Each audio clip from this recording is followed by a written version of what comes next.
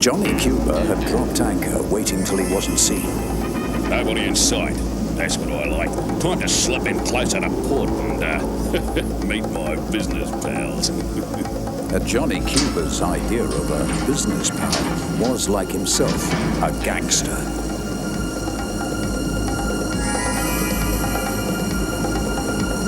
Ahoy there! Hove to! Customs inspection!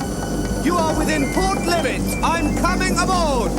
Hey, watch out what you're doing. Careful. Oh! Ah! Sorry, mate. The wind must have blown me off course.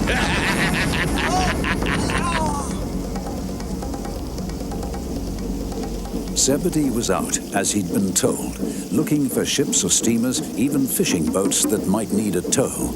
Anything that might please Captain Zero. Johnny Cuba.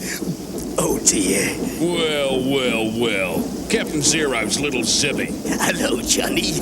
I mean, Mr. Cuba. G'day, nice to see you. Listen, do something for me. Slip me into the harbour so I'm not breaking the law, eh? I'll see you all right. I'd love to, sir. Honest, I would. But No ifs, no buts, Zebedee. I need a tow right now. The wind's making me angry, upsetting me plans. Sorry, sir. But when you say Captain Zero's giving me other orders... Listen to me, kid. Zero owes me, understand? So don't get funny or you'll be in deep trouble. And I do mean deep.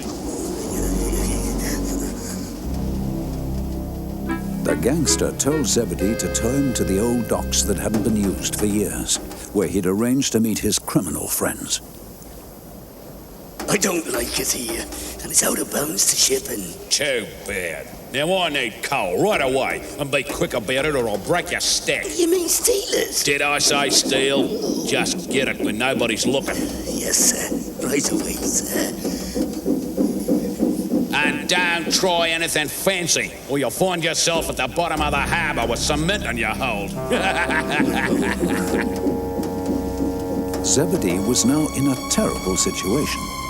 Johnny Cuba would sink him if he didn't help him. And because of something that happened years ago between those two, he knew Captain Zero would sink him if he did. So he couldn't go and tell the captain, could he?